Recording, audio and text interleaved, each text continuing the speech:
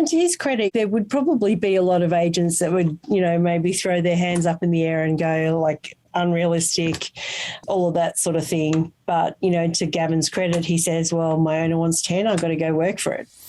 You're listening to Elevate, the official podcast of Elite Agent for real estate industry sales professionals, property managers and leaders. Each episode, we bring you behind the scenes supplier news, developments, exclusive interviews, technology and more to help you list more, sell more and elevate your results. To get access to all of Elite Agent's premium resources, including a detailed episode guide for this podcast, visit joineliteagent.com. Now, here is your host, Samantha McLean. Welcome, everyone, to our final episode of the Deluxe Nuts. Once again, I am joined by Dave Skow, legend of Wagga. Welcome, Dave. G'day, Sam. Thanks for having me. It's great to have you back. Thanks for coming back. We've missed a week, so there's no point pulling the wool over people's eyes. I had COVID, but if you can sort of hear it's still in my voice, but I was well enough to watch episode 6 of Luxe Listings. Perfect. So this is it. This is the final episode of season 2, and we found out in your interview last week with Delene that they've actually filmed season 3. Have you seen any gossip or anything like that showing, when we might expect to see season 3 come to our screens? No, nothing yet. And I think that now that the season 2 is wrapped up and the final episode's been aired, I think that's what we can expect to see next. I have put a few feelers out there. Nothing has come to fruition yet, but all indications are that it'll be before the end of the year. Yeah, I've been keeping my ear to the ground too, and I haven't heard anything so far. So we're just going to have to get by on Selling Sunset season 5 between now and then. Yeah, far out. Are you a fan of that show? Yeah, I'm a bit of a latecomer to it actually, and I'm not up to season 5 yet. I'm up to season 4. It's a whole other beast. Yeah, well, maybe we need to start doing a few recaps of that one. Who knows? Yeah, maybe. I'm on board. Something to keep us busy over the winter months. Anyway, so we're up to episode 6, but we still have one more exclusive interview in the can, and that was you caught up with the new star of the show, Monika T. Yeah, and what a great addition she's been to the show. I think that hopefully in season 3 we might see a little bit more of her. There was a couple of episodes in the middle of this season where Monika didn't get much of a show, but what she's brought to the series has been fantastic. She's vivacious. She's everything. She's extra. She's a lot.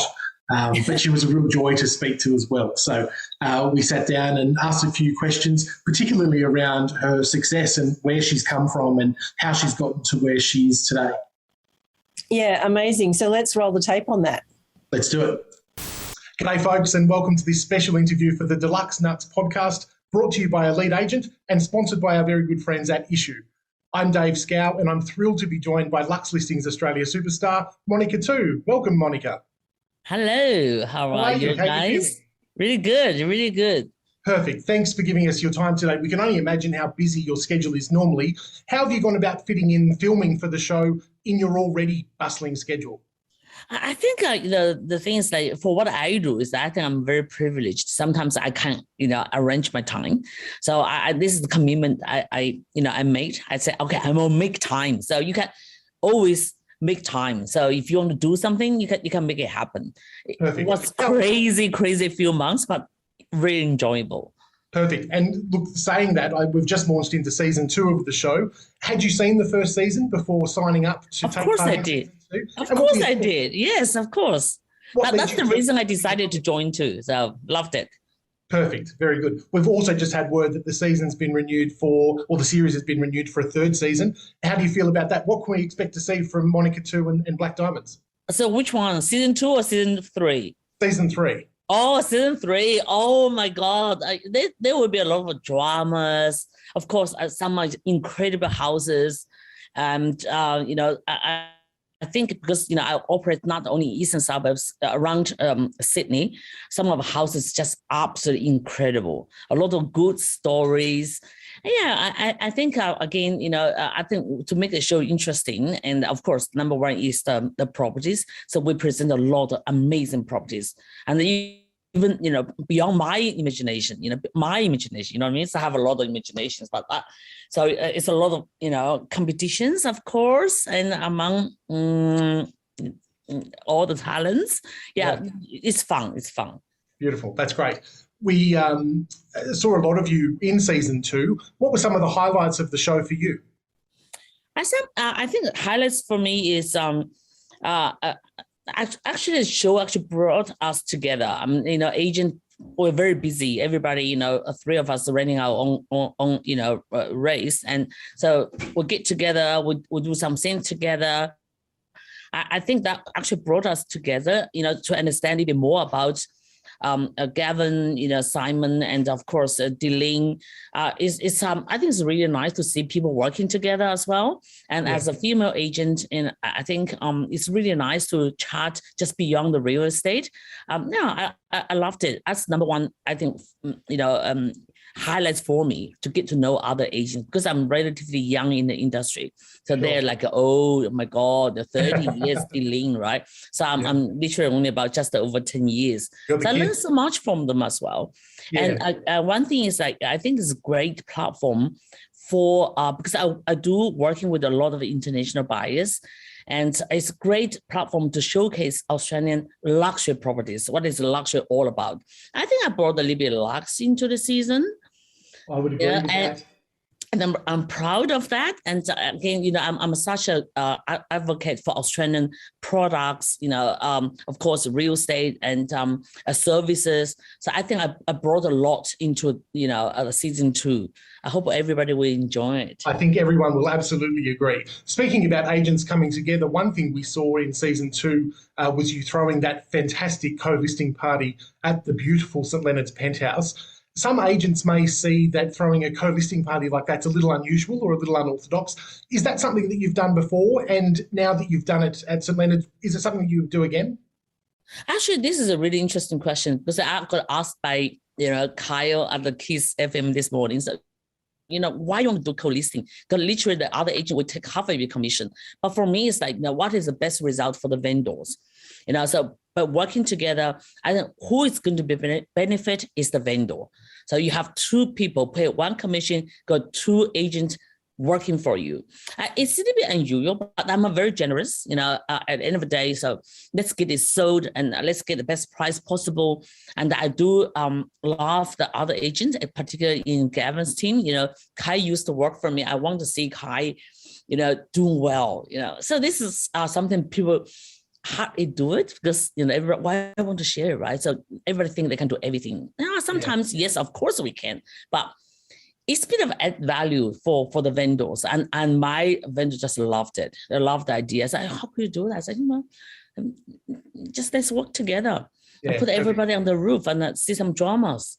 Yeah, good. And I think that was a really beautiful part of this season of the show, is that we did see your very generous nature and your generous spirit. That really came across well in the season. Yeah, it doesn't happen very often in our industry. Agents obviously have a pretty poor reputation. So I think that you've been a really good advocate for agents in general on the show, to show the general public that we're not all just about the money or just about the commission or moving on to the next deal. And it really is a client first experience, and that's the priority. So on behalf of the industry, thank you for thank you. Such a good light. I think that's something that's some of the contribution, or some of I come like a new agent, didn't really know much about the histories of the industry. But I have learned so much. I grow so much. I remember I had another interview with your guys, a couple of years ago, right? That was so green in the industry. But just by look at what I have achieved, again, last year, $45 million, one single house, 2019 national record. So there's a reason behind it. Just be generous, but open your heart and working together. And the vendors, for our high net worth, or high net worth clientele, or the luxury real estate, the vendor can see that, can see. So it's all about, what you have done now, and then the referrals are really powerful. I think, thank you for saying that. I think it's a bit of contribution to, change some people's mind. Let's just open mind, embrace, working with others, get the best result for vendors. You know what?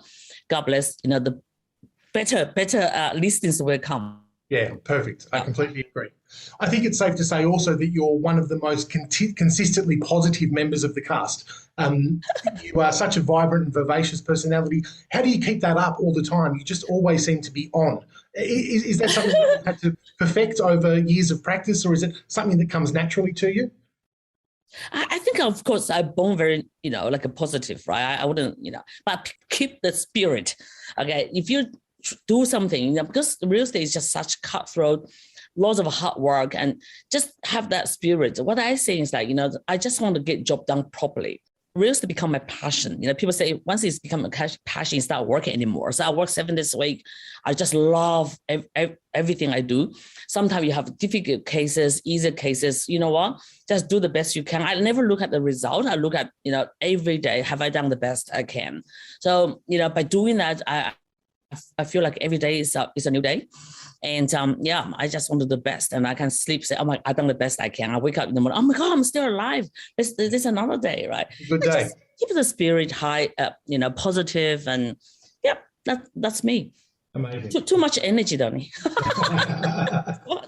Now that you've had a taste for reality television, can we see you popping up on our screens anywhere else? Can we expect, what's your singing voice like? Would you have a crack at The Voice, or are you more of an SAS kind of girl? I can be anybody I want to be. But at the moment, I just enjoy the Prime videos. I really hope that people will laugh in the Luxe listings. So it's such because I have watched a lot of them, $1 Million Listings, Sale and Sunset, all of them, right? But this show is just so different because it's so real. It's us. And we got, how can you, do it? Because you're 4 of us are very busy. But it's not a show. It's just ourselves. So you just present yourself in front of the camera, the real you. It's not hard. So the show is just absolutely fantastic. It's really showed my personality, and I loved it. And it's what you see is what you get, and put that way. And I stick with the Luxe listing at the moment. Yep. I don't know, like, who knows, right? What's next? But I will keep my dating job, though, Real estate is the best industry. I loved it. Yeah. Well, you're too good to give it up. So, yeah. Perfect. Too good to give up. No way. Very good. Monika, that finishes up for me. Thank you very much for your time. I really appreciate you taking the time to speak with us at Elite Agent. Thank you so much for having me. Thank you. Take care. Bye. Great interview, great catch up with Monika.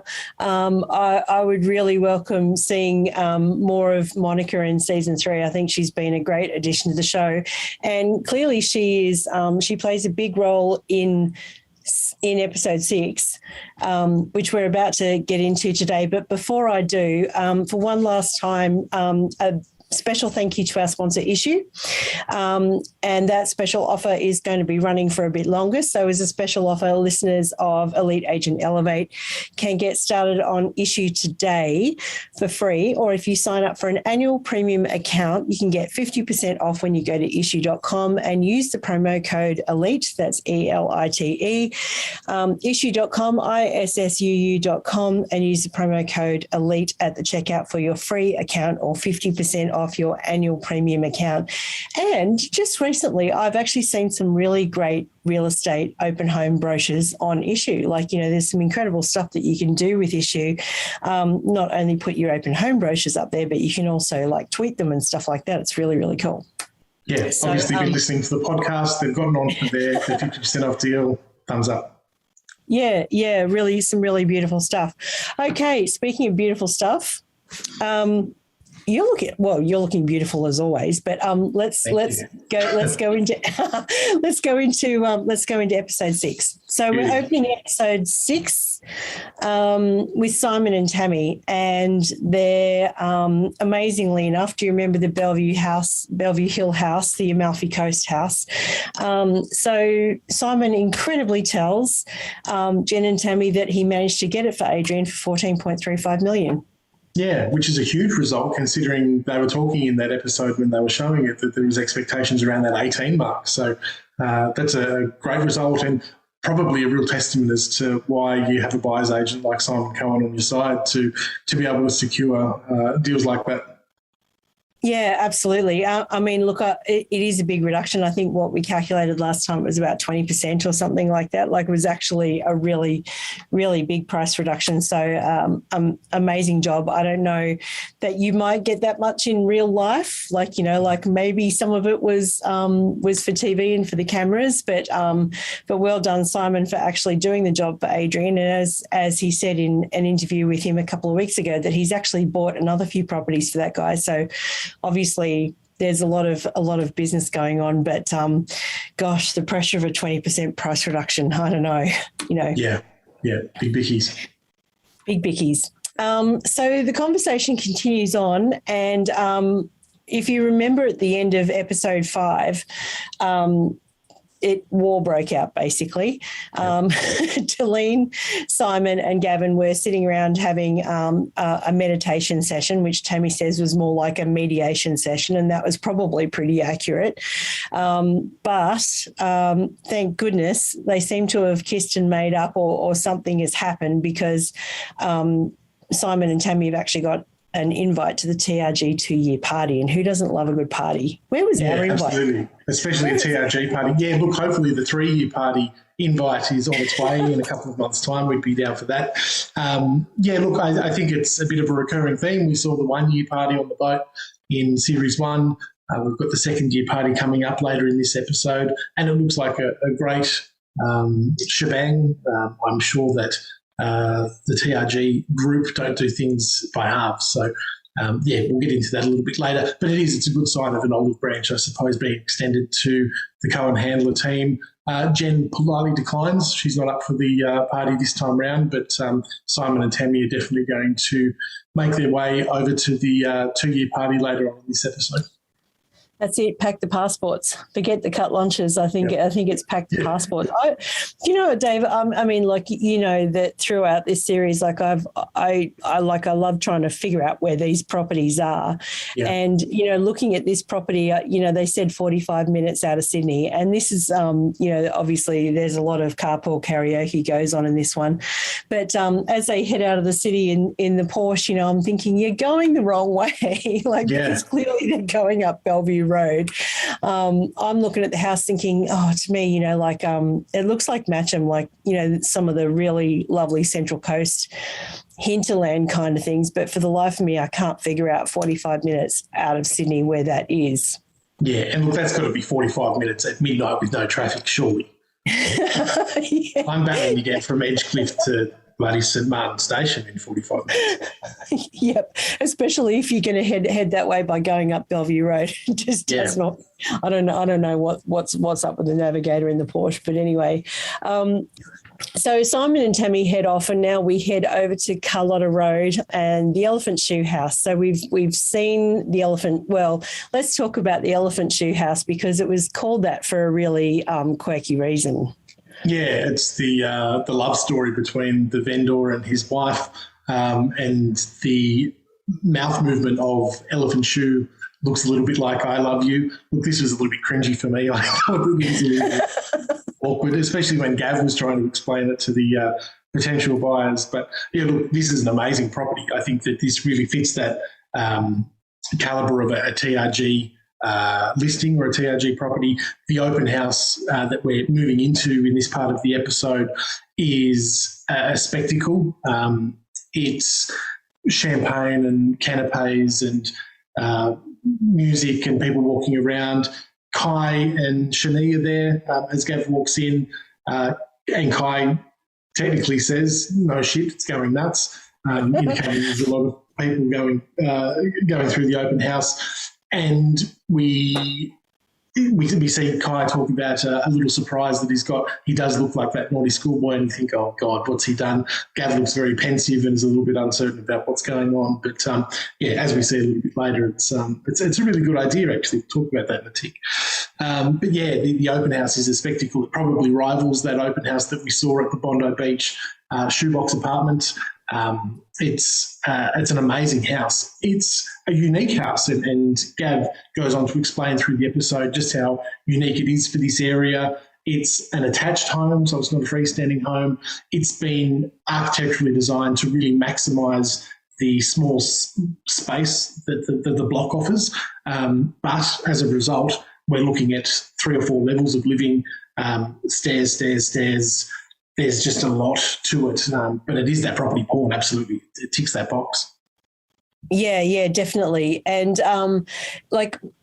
I think the vendor wants like 8 million. It's another one of these properties where it's funny, like we were talking about the castle in the brief this morning, like I think 25 years of the castle or 30 years of the castle or something like that.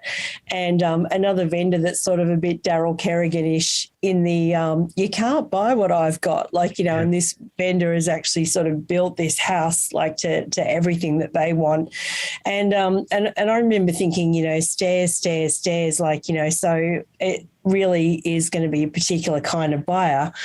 But then I think there was some sort of record about this house that even though it was over like a lot of levels, it's like 550 square metres of living space in Double Bay is not insignificant. Especially when it's on a 350-odd square metre block, it defies logic, really. Very well thought out and very well designed, obviously. But as you said, the owner is quite emotionally attached to this property, and this is the lesson for agents, I suppose, and we've seen the theme a couple of times in this season where sellers aren't really wanting to sell, and so the task of the agent to try and make these deals happen with sellers that aren't necessarily willing sellers or immediately willing sellers, there's a real craft to that. And this property ticks that box as well and meets that brief for Gav. The good thing that we saw after the open house is that Gav's straight onto the phone, talking to the owner about the feedback from the open house. And it's a little bit of a double-edged sword because while Gav's talking up the feedback and saying how many people are interested, the owner then changes the goalposts and decides that instead of the original 8 and then maybe into the 9 that Gav started talking about at the start of this open house, he now probably won't sell for less than 10. And it seems like that's getting into territory which is nigh on impossible to achieve. I mean, Gavin really starts working the open as Gavin does, and I think this is this is just typical Gavin, and as he's showing one of the people around, it's a good thing that Kai and Shani have actually pulled out all the stops on this one because there's a DJ, and then as Gavin is leading one of the people at the open home around, he sees a lady in a red dress in the swimming pool. Yeah, that's quite a surprise. Yeah, with a Sky's surprise, a bit of I don't know, is it a bit of Disney going on? Like she looks like sort of Little Mermaid meets, I don't know. Well, the Little Mermaid wasn't in a red dress, right?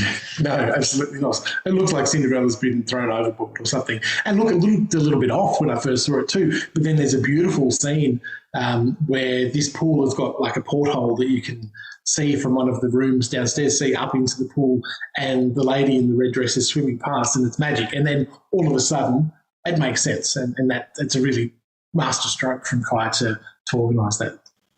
But would you see it in Wagga? Look, probably not. We're definitely not having any portholes into the swimming pools from the downstairs wine cellar in Wagga. Yeah, look, it's probably a little bit voyeuristic for the everyday Wagga man.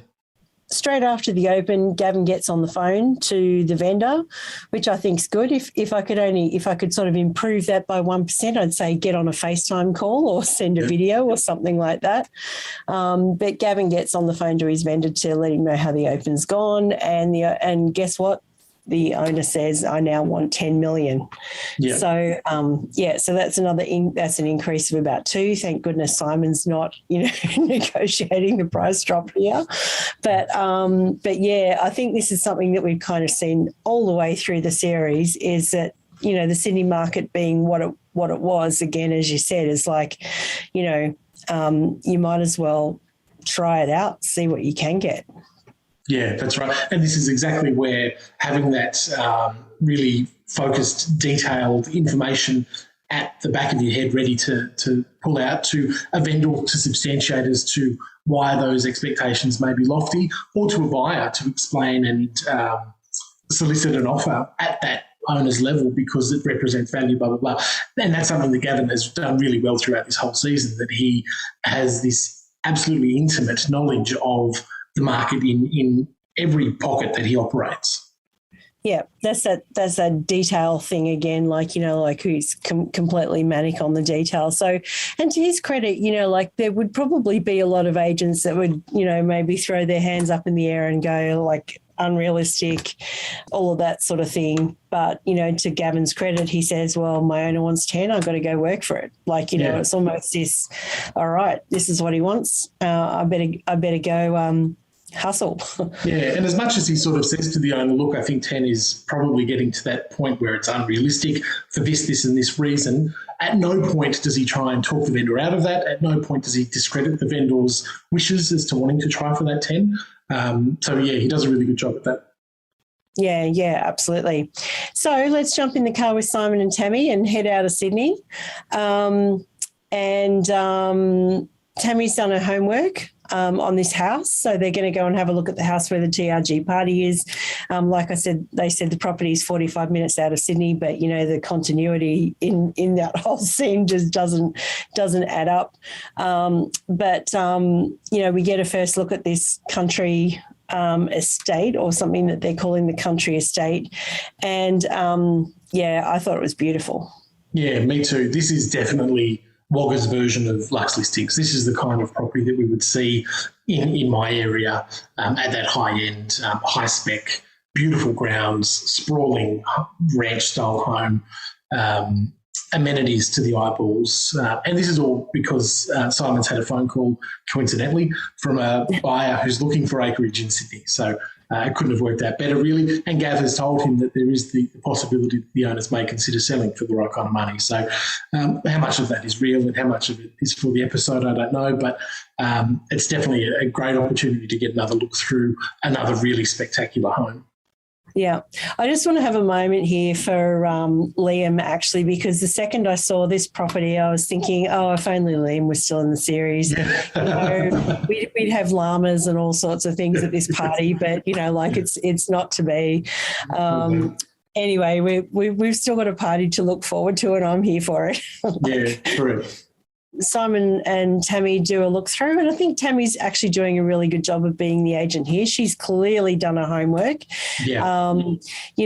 As for Simon and Gavin, I do think that they'd rather talk about work than talk about their feelings, although Simon does make a joke about canoodling with Gavin in the jacuzzi, which, I don't know, makes me a bit uncomfortable.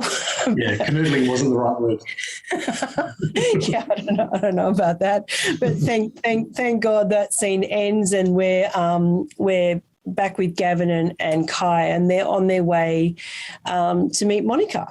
Yeah, that's right. So the conversation about Monika's co-listing opportunity at the St Leonard's Penthouse is back on the cards.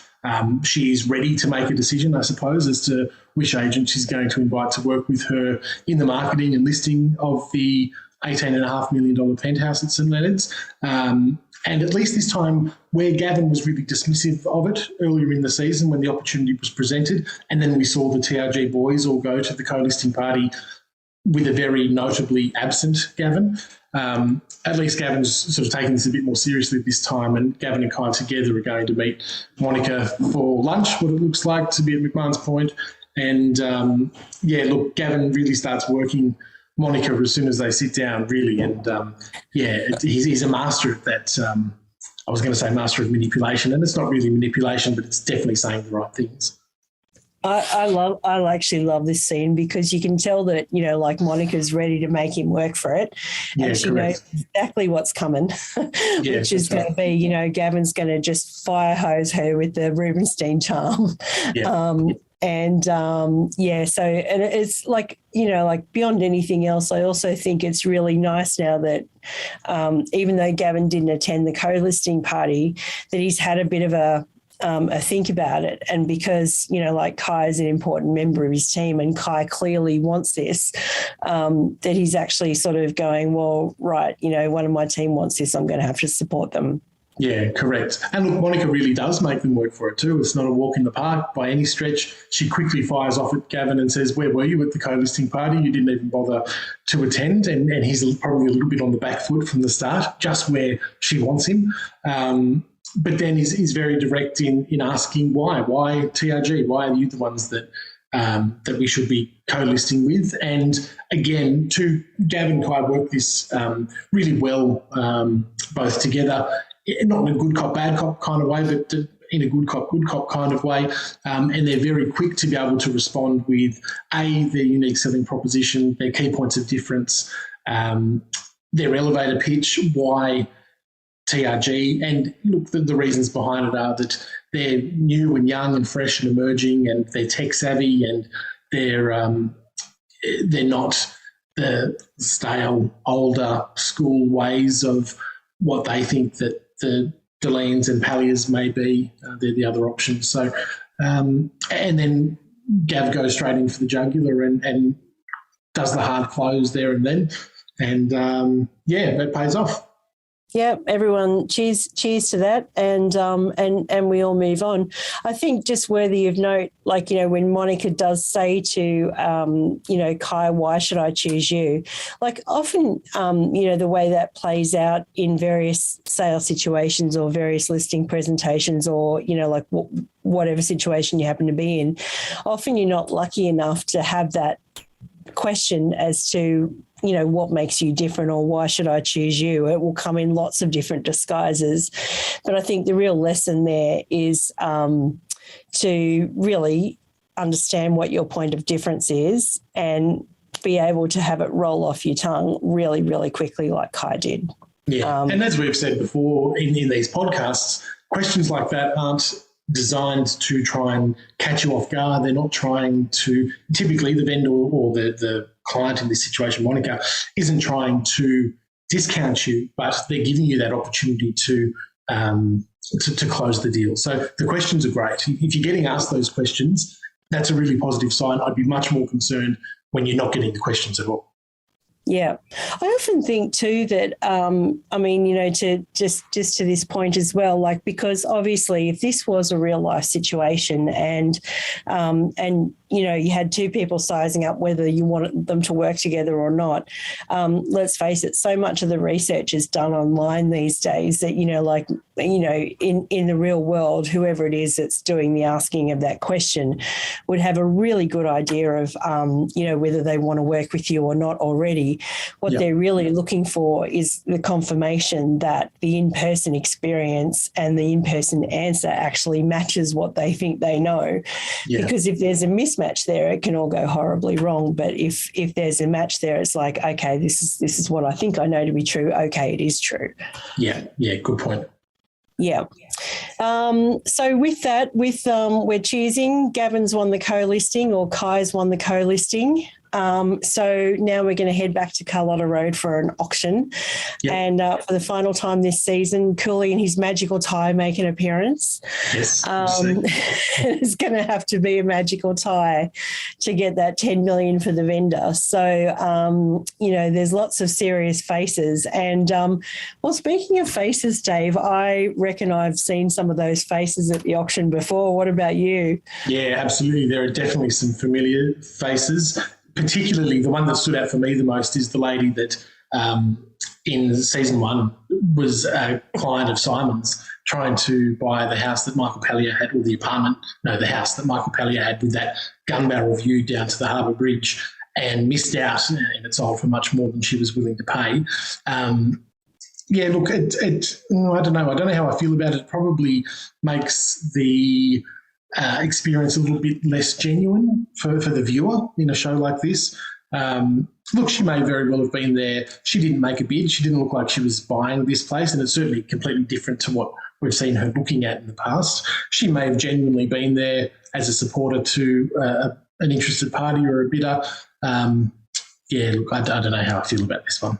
It's interesting though, because I was thinking about it too, could you use real buyers and sellers? And there was clearly some in both series, there have clearly been people who are really, like Janet from season 1 comes to mind, the elderly lady in Bellevue Hill that, that Deleen did the listing presentation with.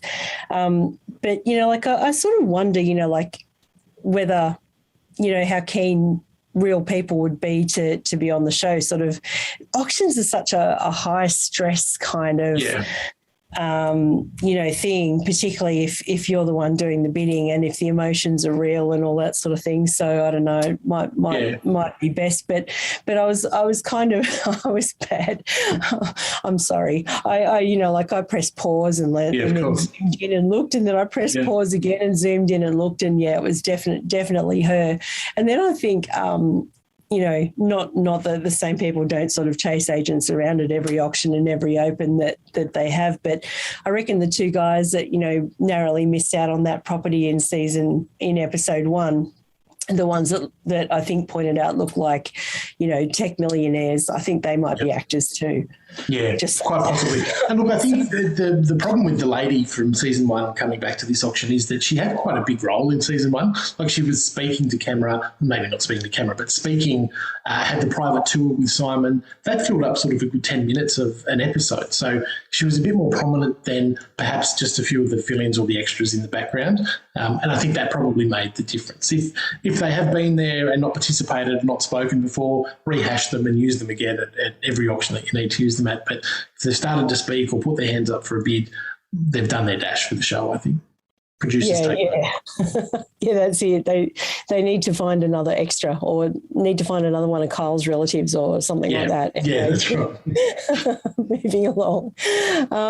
So magical. The swimming pool girl isn't there this time, so I think she's probably had her moment. But 7 million is the opening bid, and Gavin says it doesn't matter where an auction starts; it only matters where it finishes, which is pretty good advice, actually. Don't sort of worry too much about the 7 million. Yeah, that is somewhat true. At the same time, though, I've seen a lot of Cooley's auctions, and he is very quick to discount a first bid or an opening bid if he thinks that it's too far away. So I think in real life, I personally think that a $7 million opening bid, he probably would have been knocked back by Cooley if it was a typical auction on a typical Saturday morning, because it is a fair gap between $7 and $10 million. And I mean, look, you're working in increments of $250,000 or whatever, maybe not, but then he's looking at increments of $100,000 at a time. That's a lot of bids between the bottom and the top. So, look, I don't know. Yes, it doesn't matter where the auction starts. It matters where it finishes to an extent. I think that there's a caveat there that a lot of good auctioneers know when to knock back a bid that may not be in the best interest of the process. Yeah. Well, we do know that starting at such a low number, that means Gavin's going to have to do a lot of hustling on the auction floor. Without repeating that old chestnut again about strippers and bucks parties, Gavin does get to work, and the bids go up, and we get to a certain point, and Gavin calls the vendor and says, my advice is to put on the market. So gets to 9.5, and, we know that the vendor wants 10, but I think this is probably, again, where a good agent comes in and, I don't want to quote Kenny Rogers, but know when to hold them, know when to fold them kind of thing. So that moment of actually saying, look, I think you should declare this on the market because, you want the momentum to remain, right? Yeah, correct. And look, there's a lot of benefit in selling under the hammer on auction day as opposed to letting it pass in and negotiating in the week after. It is all about that buzz of auction day and the heightened emotion of spirited bidding between a couple of buyers. I suppose that the sage advice from Gavin is that if you call it on the market now, the worst thing that's going to happen is that there's not another bid and you've sold it for 9.5, and the best thing that can happen is that we exceed 9.5 and get closer to your dream price. And look, I think he does a good job of convincing the owner that that's the best thing to do. And ultimately, it turns out that it is the best thing to do. Yeah. And the hammer comes down at 9.725, which is not too shy of that 10 million. So, if you were the vendor, that would be have to be pretty happy with that being a record for an attached property in that area. And again, being such an unusual property, I think you'd have to be pretty happy with that. I think so. And look, I mean, on the flip side, the glass half full in me says that that's $725,000 over that $9 million dream price that we were talking about when that open house first started. And even Shanice sort of said, what, $9 million for this? Like, that seemed like it was going to be a pretty big ask. So I think 9,725, particularly because it was a record, but that seems like a really good result. Yeah, absolutely. Well, that is the final hammer of season 2. Done. And so it's time to party. So let's get in the car and head off to the Airbnb. Yeah. I still can't work out where it is. It might be Belrose. I do think that I saw a little bit of Monika's penthouse in the, in the foreground, which maybe, if it's looking over St Leonard's, it could be somewhere out that way. I mean, who knows? But all right, kids, don't try this at home. But we see the boys drive up in an open Land Rover, and I'm just wondering how the hell is that legal? No seat belts, nothing else. And, boys being boys and all the rest of it. But let's gloss over, sometimes things are done for TV, and road rules might be one of them too. Yeah, correct. Yeah, let's pretend that didn't happen. Yeah. So Gavin has some more news, that he's alluding to in this that he's going to reveal in the party. Monika and Jad arrive looking great. Some bikini babes, maybe it was the girl in the red dress, just attired differently. Who knows? Yeah. I love Deline. Deline reminds us that real estate parties are boring, but she's doing it for the boys. Yeah. Yeah. So and then Simon and Tammy arrive. Yeah, that's right. And look, I think Simon's a little bit apprehensive about what kind of reception he's going to receive from Gav when he first gets there. And look, it is a little bit frosty. I think it's a little bit awkward. Shani and Remy are there. They're all hugs and kisses to Tammy and Simon. Gavin's sort of on the side. G'day, mate. How are you? Yeah, good. How are you? It's a little bit frosty, but look, they quickly. Gavin quickly extends the olive branch and says, mate, let's go and have a chat. It's very reminiscent of the chat that he and Shani has in season 1. I'm expecting that come to Jesus meeting where they go and take a walk on the beach and only one of them comes back, but it's a little bit more lax than that. Thankfully, it's a little bit more jovial, and they reminisce on their childhoods and how long they've known each other for, and that they're practically family and their families are practically family. And, look, they hug it out. They bury the hatchets, and we put that little tiff to rest, which is nice. And look, Gav says a really poignant line about business being business, and it does remind him not to fuck him over again. But apart from that some things are bigger than the dollars and the cents. Yeah, absolutely. It is the reality show chat has become a real thing, hasn't it? Like, it doesn't matter which reality show you're watching. If there's conflict, you can bet your life there's going to be a chat, and it's going to be awkward. Yeah, correct. Chat's not a great word. Oh, anyway, so this is where everything sort of gets tied up in a nice little bow. So Deline announces that the Lang & Simmons deal has been pulled off. Yep. Monika sold the birdhouse, so 9.88 million, which is not too far off the 10 that they wanted. 10 was the number. Yep. And now this means that Simon has to now go for karaoke with Monika. And I want to go with them badly. Me too. Get me a ticket to that. Yeah, absolutely. So Simon, Monika, if you happen to be listening, Dave and I are all in. We're free. We're here for you. Yep. And then, okay, so the next thing, and this is kind of reminiscent of, I don't know, this scene just felt like Daniela all over again, but we're about to meet Remy 2.0. Yeah, and she really is Remy 2.0. I mean, look, it would be a tough gig stepping into someone's shoes like Remy when they're in a very tight office, a very male-dominated office full of bravado, and the TRG Boys Club. Monique seems friendly, but she doesn't seem like she's got a lot of mongrel in her, and I think that you would need a bit of mongrel to be able to be Gav's right hand and to work in the TRG office. Look, I don't know. She's a bit airy-fairy for me. She seems a little bit ditzy. It may just be the way that she came across on the camera, but a bit like Daniela, she seems a bit flighty. Yeah, well, I think we all know that if it doesn't go well, she's not going to be there for long. She's going to go the same way that Daniela did. Maybe she came from the same acting agency. Who knows? I mean, we're making all sorts of assumptions this one, but. So Gavin goes and takes the microphone, and I'm wondering, with all this talk of karaoke, is he going to, it wouldn't surprise me at all if he can sing, but the moment we've been waiting for, which is Delta. Delta comes in for a private performance. And look, we've literally been waiting all season for this. We saw the little teasers at the very start before season 2 dropped that Delta had a cameo. She's there. Gav also does the old thank yous, thanks for coming, so proud of what we've done in the last 2 years, blah, blah, blah. The Whites have given us their blessing to open the second office, which neatly wraps up that little point that we've seen throughout this season as to what's going to happen with Ray White and Gav's ambitions to take over the world. It's nice to see that that's been put in place. Delta gets up. She has a bit of a sing. She's tall. I've never met Delta or seen her in real life before, but she's a big woman.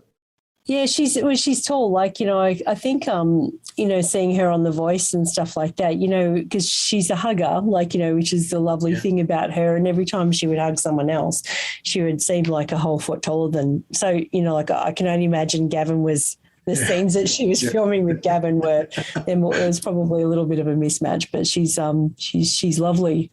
Yeah, she was great. She was a good addition to the show. Then we sort of finish up with Delta having sung her song, talking with the 3 OGs, Gav, Deline and Simon. She throws in a line about keeping an eye out for somewhere where she can record the new album. If they come across anything, and then it's like the ears prick up and they're in fight mode again, and they're fighting over who Delta will buy off. So it was nice. Yeah. Pan. The camera pans back, and that's it for season 2 of Luxe Listings Sydney. We are done. I guess the end of it, knowing that there's a 3rd season on the horizon, and let's go through our top moments of this season in a second. But, I just felt like, where are the cliffhangers? Where's the who's I think I think if we didn't know that there was a 3rd season coming up, I would have assumed that season 2 was done. That was it. Yeah, it's been a nice 2-season run. It was good while it lasted, and that's it, because there really is, and I don't know, maybe they didn't know that there was a 3rd season coming up by the time they finished filming the 2nd. They obviously did at season 1, though, because there was some cliffhangers. Yeah, look, it was a little bit of an anticlimactic ending for season 2, but I think that they also probably felt a little bit like that because of how they rushed through a couple of those open points at the tail end of this episode about the Lang and Simmons deal being done, the White family giving their blessing for TRG to open the second office. It just seemed like it was a little bit, oh, shit, we've left these storylines open. We need to close them off quickly, get Delta up on stage, done, finished. Yeah. So, I don't know. I'd be interested to see how they pick up season 3. We know that the 4 current main cast members are all back. So Simon, Deline, Gavin and Monika are all back for season 3. So, I'm looking forward to it. Yeah, absolutely. So let's talk about some of our favourite moments in this season. If you had to watch any of these episodes again, what were your favourite moments, Dave? I think the introduction of Monika into the main cast was a big highlight for me. I think that she brought a real bouginess to the series. Gav, Simon, Deline, they're obviously high net worth individuals. They drive nice cars and they dress really well, blah, blah, blah, but they're not overly outwardly bougie like Monika is. She is glam, and she's all about the glam and all about the sparkle and the shine and the fur. And I think that she's brought that really luxe element to the show. She's also bloody funny. She's very funny in the way that she interacts with the others and talks about herself in the 3rd person, about being skinny and beautiful. And I think that she's a really good addition to the crew. Yeah. What about yours? Yeah. What's one of your favourites? the Toomer house, I think. I think if I was to come back in another life as a millionaire, I think I could see myself living in that clifftop house. And, and I do think that, the Amalfi house was nice. Like I'm sort of talking about the properties here, I suppose. But, I think Charles Toomer's house was absolutely to die for, and and in amongst all of the Luxe listings that we saw, that one was my favourite. I think what wasn't there was probably good because I know these reality shows get scripted, and I know that there's there's certain points that they've got to hit, and there are certain similarities between, say, a show like this and The Real Housewives, where you know that there's going to be a party, at least one party, that there are going to be several contrived gatherings, that there are going to be the chats, but the chat. But I just think it was really good that they left out some of the really, let me just call it, there was a few naff things that happened in season 1. Yeah. A few of the things people said, that were just kind of like a bit ill, like things that you kind of don't like about the real estate industry. And the whole Mousegate thing I thought was a bit over the top. So, I'm really glad that they focused more on the property and the deals in this season of Luxe Listing. And probably the conversations too. I think the conversations seemed more genuine in season 2 than they did in season 1. The conversations that we saw the agents having with their clients and buyers, or buyers and sellers, but also the conversations that they had amongst themselves, it still felt scripted. Like it's a reality show. There's always going to be that level of production, but it seemed a bit more genuine than what season 1 did. The other thing that I liked from a voyeur perspective was Monika's co-listing party, because that's something that is pretty unique. Co-listing agreements are not out of the ordinary. They've been around forever and a day. They probably don't exist as much in a really hot market like what we've seen this season shot in. But to have a gathering where it's like Fight Club, really. It's like come and meet everyone in the same house and fight to the death and tell me why that you should be the one that I work with. I thought that was an interesting take on, and Monika obviously spoke about it in her interview with me, an interesting take on how you would approach that situation. Yeah, I do think, I wonder how many co-listing parties will happen now as a result of this show, because it's certainly nothing I've ever seen before, something quite unique to Luxe Listings Sydney, I guess. Yeah, I think, also nice about this season was that we saw more of Sydney, not just the east. I know I make jokes about, get me out and get me back to the east and all that sort of thing. But it was actually probably nice that more of Sydney was showcased. Like we saw more of the North Shore, we saw more of the South Side. Next season, maybe we'll get some inner west. Who knows? Maybe. Who knows? Yeah, that was a nice addition. And I think with Monika being kept in the fold with season 3 coming up as well, as we know, she doesn't deal exclusively in one area like the other 3 tend to do. So I think that's probably an odds-on chance of seeing more of Sydney, which is great. Yeah. Yeah. All in all, I think, Amazon have delivered for us real estate junkies once again. Amazing. So we have no word yet on when season 3 will be out. But Dave, the big cliffhanger for everyone right now is: will you be back? Will you join me again for season 3? You'll have to tune in and find out. I'll definitely be back. I love this stuff. I'm definitely there. Dave, I want that rose. We all. All right. Well, that's it. We are done.